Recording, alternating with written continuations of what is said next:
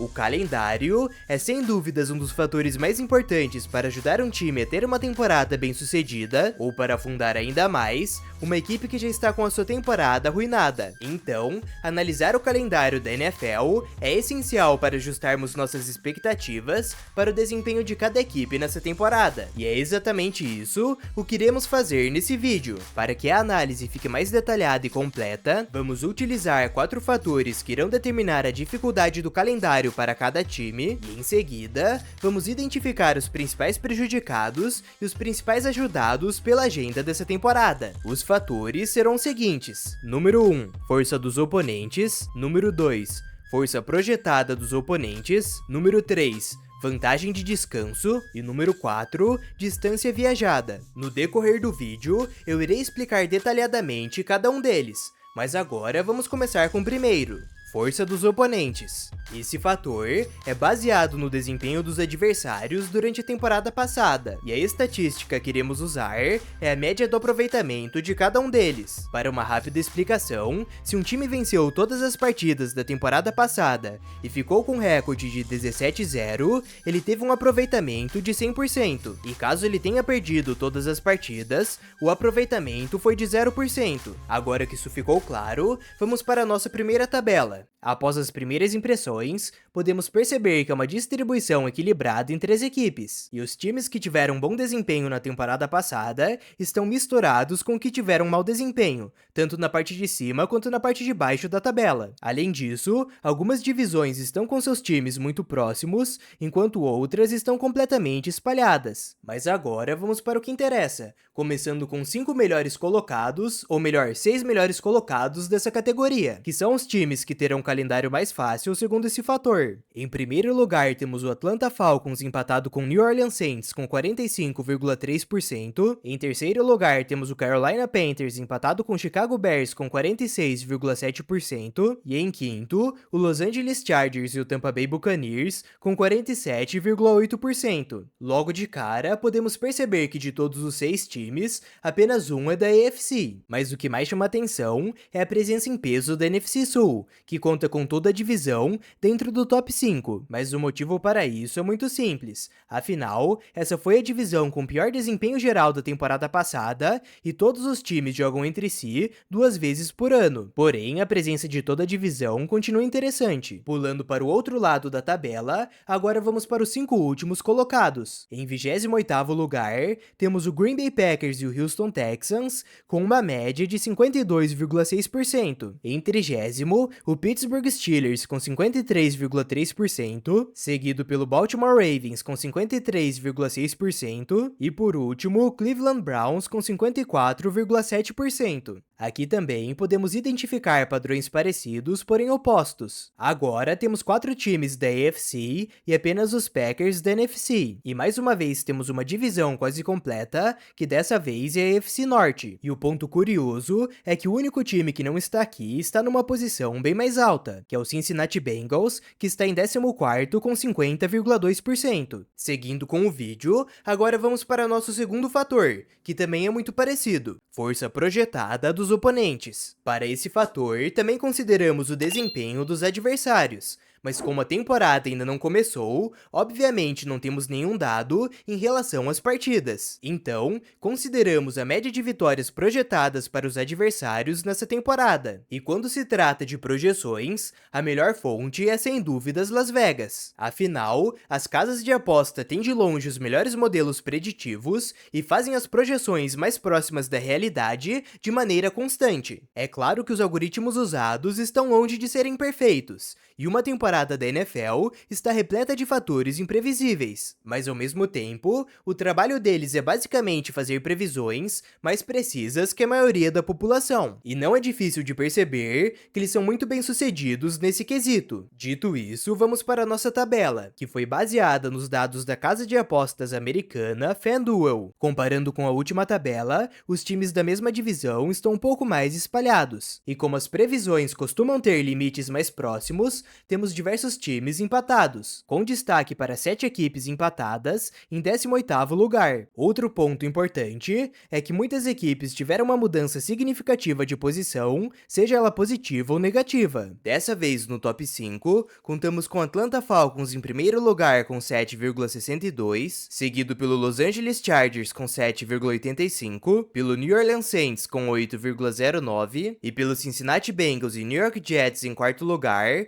com 8,15. Nessa segunda tabela, a dominância da NFC acabou, e agora a maioria dos times na parte de cima é da AFC. 3 times continuam na parte de cima da tabela, que são os Falcons, os Chargers e os Saints. Mas ao mesmo tempo, os Panthers e os Bears não foram tão longe. Fora isso, também tivemos 2 saltos de posição, que foram os Bengals, que pularam da 14ª para a 4ª posição, e os Jets, que pularam da 18ª também para a 4ª posição. E agora vamos para a parte negativa, que na verdade é um top 7. Na 26ª posição, contamos com Buffalo Bills, Minnesota Vikings e Tennessee Titans, todos com 8,79. Em 29º, temos o Cleveland Browns com 8,85, seguido pelo Houston Texans com 8,91 e o New England Patriots com 9,03. E por último, temos o Pittsburgh Steelers na última posição, com uma média de 9,09. Assim como no topo da tabela, também temos algumas equipes familiares na parte de baixo. Os Browns, os Texans e os Steelers continuaram na parte negativa, mas dessa vez a equipe de Pittsburgh roubou a lanterna do seu rival de divisão. A parte de baixo continuou dominada pela mesma conferência,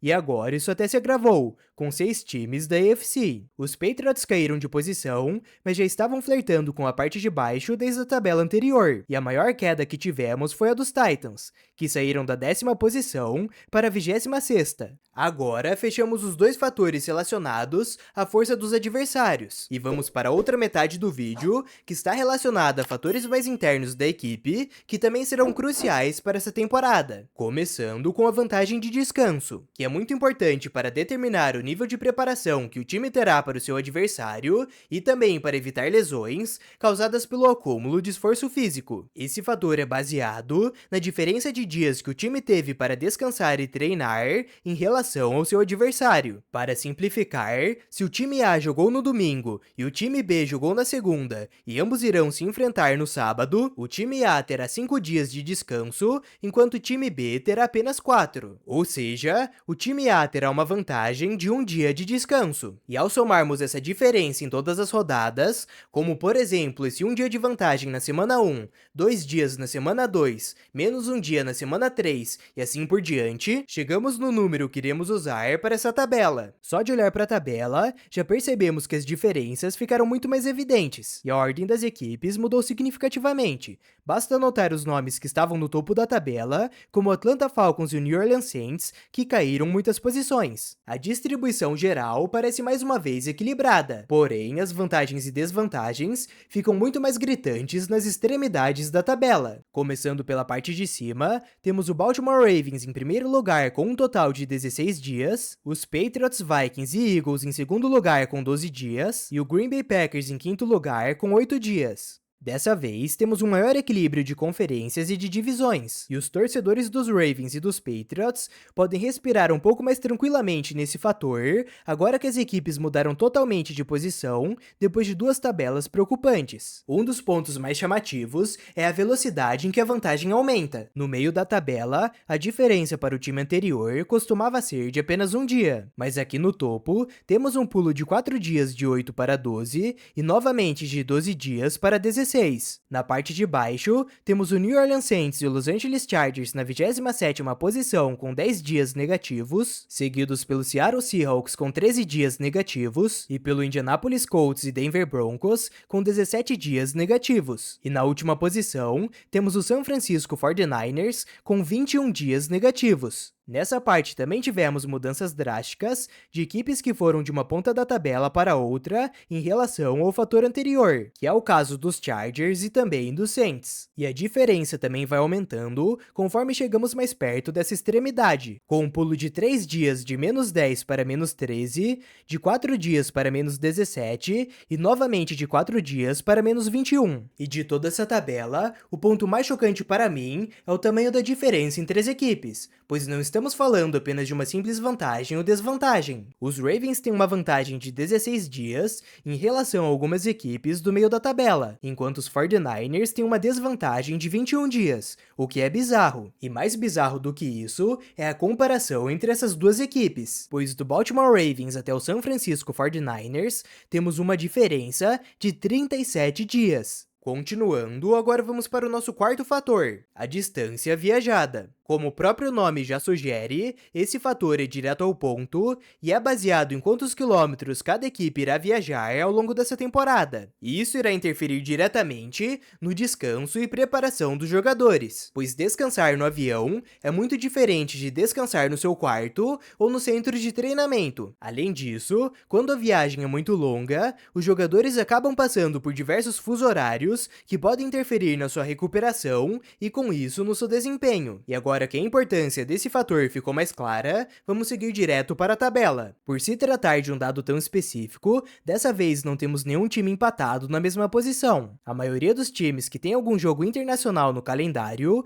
como é o caso dos Eagles e dos Packers que jogarão no Brasil, estão na parte de baixo da tabela. Mas agora vamos para a parte importante. Em primeiro lugar temos o Washington Commanders com 16.900 quilômetros, em segundo lugar o Cincinnati Bengals com 17.000, seguido pelo Indianapolis Colts com 18.500, Pittsburgh Steelers com 19.300 e por último pelo Atlanta Falcons com quase 20.000 quilômetros. Logo de cara já podemos perceber que alguns times estão de volta ao topo depois do último fator, que é o caso dos Bengals e dos Falcons e também dos Saints, que por pouco não entrou na lista. Outra informação importante para essa tabela é que estar na mesma divisão não significa necessariamente que o time vai estar próximo dos seus rivais, pois certas divisões possuem suas equipes espalhadas geograficamente. Agora, indo para os times que mais viajarão nessa temporada, temos o San Francisco 49ers na 28ª posição, com 39.500 quilômetros, o New England Patriots com 41.300, o Seattle Seahawks com 41.500 e por último, o Miami Dolphins com 41.600 e o Los Angeles Chargers com mais de 43.000 quilômetros. Nessa parte, também temos alguns pontos que chamaram atenção. Desses 5 times, apenas os Patriots têm um jogo internacional.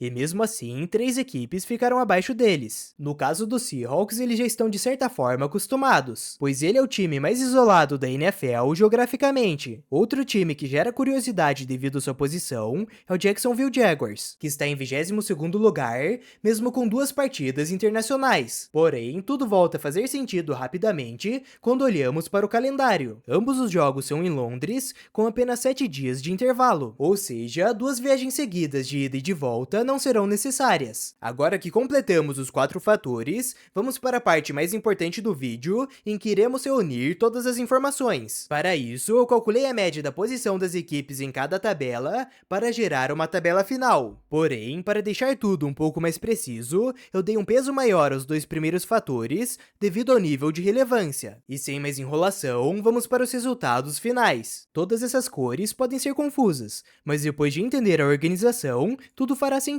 Os números representam a posição da equipe em cada fator. Na primeira coluna temos a força dos oponentes, na segunda a força projetada dos oponentes, na terceira a vantagem de descanso, na quarta a distância viajada e na última a média ponderada dessas posições. Dessa vez vamos começar pela parte de baixo, com 5 times que terão os piores calendários da liga nessa temporada. Em 28º lugar, temos o Houston Texans e o New York Giants, em 30º o New England Patriots, em penúltimo lugar o Pittsburgh Steelers, e na última posição com o pior calendário dessa temporada, temos o Cleveland Browns. Muitas dessas equipes já eram esperadas aqui, pois apareceram diversas vezes na parte negativa das tabelas. Mas vale deixar algumas menções honrosas para times que por pouco não entraram na lista. Logo de cara, temos os Packers que foram salvos pela vantagem de descanso, os Rams e os 49ers, que ficaram no meio da tabela ou na parte de baixo de diversas categorias, e o Buffalo Bills, que também flertou com essa parte negativa nas primeiras tabelas. Agora vamos para o nosso top 5 final